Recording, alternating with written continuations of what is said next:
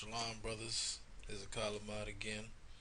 I can start out by saying, giving all praise and due honor to the Most High and His Son Yahweh Shai, Yahweh Bashim Shai, and double honors to the elders up there in New York with GMS. All right, to whom honor is due. Okay, and today we're basically going to, like I usually do on these lessons. The topic is usually simple or basic rather. All right, and today we're going to go into more on prophecies about the coming war, the coming Third World War. All right, the that's going to be fought over there in Harmageddon, which that's we're gonna one of the scriptures we're going to touch on over there in the Middle East. All right, it's the Valley of the Lord's Decision, which another name for that in the Hebrew is Yahweh Shaphat. All right, the Most High's judgment. Okay, so first let me bring up this Google thing right here. All right, so kind of show you some things. We're gonna go into the book of Joel. All right, the second Ezra, Ezekiel, Jeremiah. Okay, this probably won't be too long, but we're gonna touch into this lesson. All right, so first I want to start here. This is Joel 2:20. It says, "But I will remove far up from you the northern army." Okay, now you see it on the screen right there. We're in what? North America. All right, you got Mexico and Central America, South America. We're in North America. All right. And I will drive him into a land barren and desolate. Now, where's that land? Let's bring it up. Okay. You see, I got it tabbed up and titled as World War III because this is really the area where that final battle is going to kick off before all those missiles are fired over here to America. Okay, so let me read that part again. It says, "And I will drive him into a land barren and desolate, with his face towards the east sea and his hinder part towards the utmost sea." His face being towards the east sea, meaning he's coming, he's headed east. All right, because really, which we're gonna get into in a minute, America's really trying to push their way to Iran right here. All right, in particular with these so-called Jews. All right, America and these so-called Jews, Israel, trying to push their way over here and attack and take over Iran.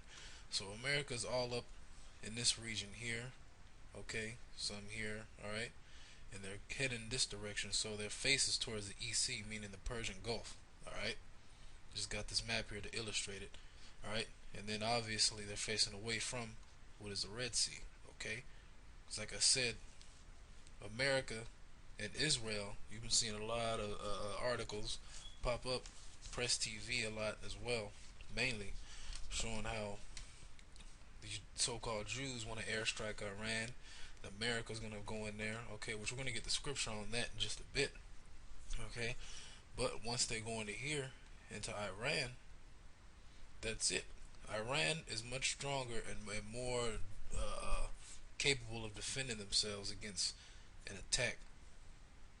Like shock and awe ain't about to happen in Iran, and if it does, it's not gonna go without consequence, okay. So now let's jump to the third chapter of Joel. Let's go here. It's Joel 3:9. It says, "Proclaim ye this among the Gentiles, and prepare war. Wake up the mighty men, and let all the men of war draw near, and let them come up." Alright? "Beat your plowshares into swords, and your pruning hooks into spears, and let the weak say, I am strong." Why is that? Well, we do a little research on a lot of these Middle Eastern countries, okay, which I got an article I'm going to bring up. They used to be primarily agricultural countries, Slovakia.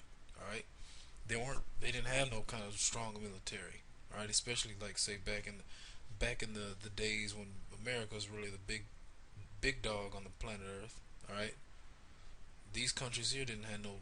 They couldn't challenge the U.S. The U.S. would go over there and blow their ass up the kingdom come. All right, so let's go to this article real quick. Um,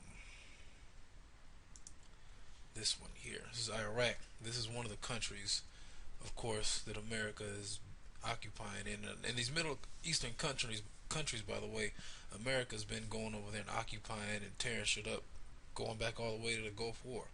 All right, going back to during the time of Daddy Bush. All right. So let's read this. It says, really, I want to skip to a point, go back a little while. All right. It says year-to-year fluctuations in Iraqi harvest used caused by variability in the amount of rainfall made estimates of average production problematic, but statistics indicated that the production levels for key grain crops remained approximately stable from the 1960s to the 1980s, with yielding increasing while total cultivated area declines. Like it. Increasing Iraqi food imports were indicative of agricultural stagnation. Now, this is a little further back in history right here. It says in the late 1950s, Iraq was self-sufficient in agricultural production, but in the 60s, it imported about 50% of its food supplies, and by the 1970s, imported about 33% of its food. All right, so there was a point in time where Iraq, all right, which is one of these countries in the Middle East, was primarily it made a lot of money through agriculture. Okay, at one point in time, it sustained itself and made a lot of money through agriculture. All right, but as you can see today, you checking out news, you see that primarily this country over here, Iran, and all these other countries over here, they're attaining nuclear power. Okay, that's one thing Iran is definitely big on. That's why you got that bitch Hillary Clinton going around telling these people that they can't have nuclear capability. They can't even have nuclear power plants, which is bullshit, because America is the only country to ever drop the atomic bomb on another country. Two, might add, not just one. Right? But then you're gonna go around and tell these people that they can have the same capability that you have. All right? They can't destroy, or they can't have, they can't defend themselves. Slovakia. All right? So let's go back to Joel. All right? It says, verse 11. Oh, another thing, it says, let the weak say I'm strong. In verse 10, like I said now, at one point in time, America was the only, I'm repeating it, one time America was the only, America and Germany, right? Which is basically, when you go back to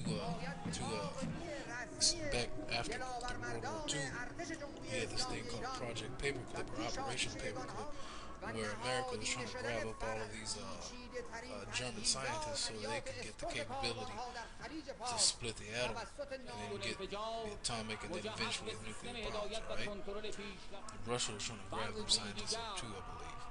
Okay? So now these other countries have that same capability. It's not just America anymore. Right? So now they're saying we're strong. All these other countries are basically poking their chest out at America and daring them to do something. Alright? It says here, assemble yourselves and come, all ye heathen, and gather yourselves together round about. Thither cause the mighty ones to come down, O Lord. Alright? So all these countries, a bunch of countries are going to be gathered up into this landmass you're seeing on the screen. This area on the earth you're seeing on the screen. Alright? That's where that next big world war is going to take place. Okay? Verse 12. Let the heathen be wakened and come up to the valley of Yahweh Shaphat, for there I will sit to judge all the heathen round about. Because basically, where all those nations are gathered, alright, all the people that are there fighting that war are going to die. Alright? Americans and these towelheads, even the Iranians, alright? The UN and all these other countries, alright, them so-called Jews, once they go up into here, once they take their ass up into Iran and kick off this next world's war, everybody, there's going to be a lot of dead, alright? There's going to be a lot of dead, okay? Let's keep reading. It says, put ye in the sickle, for the harvest is ripe. Come, get you down, for the press is full, and the fats overflow, for the wickedness is great. Multitudes, multitudes in the valley of decision, for the day of the Lord is near in the valley of decision, alright? So that's where that next world's war is coming out, alright? And I mentioned them so-called Jews earlier. They're really going to be the ones that kick this whole thing off, alright? Because America has plans to go into Iran, but a group of former Jews, CIA and military officials have written to President Obama to say they believe Israel is preparing to attack Iran this month. The experts explain Israel wants to launch a war suddenly and make it politically untenable for Obama to do anything other than further support to offer early last year or late the year before.